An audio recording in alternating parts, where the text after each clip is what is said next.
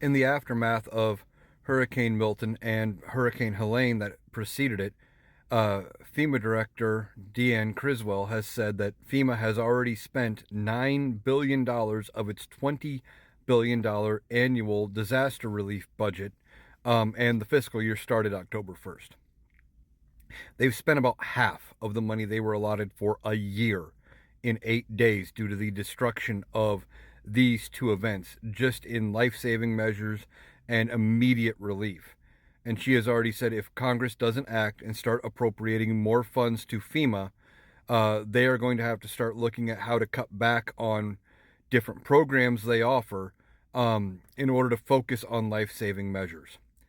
Now, there is bipartisan support to fund FEMA.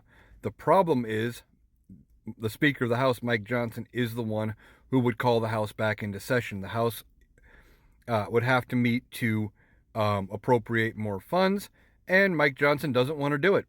Mike Johnson says, well, they've got enough money to last. We will worry about it when we come back in November, which is November 12th when they reconvene. We'll deal with it then.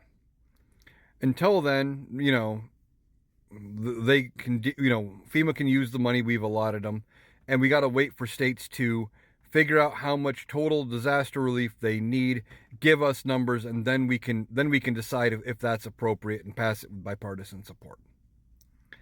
Also, while Hurricane Milton was going on, he sent the standard Republican reply of "Our prayers are with the people suffering through Hurricane Milton."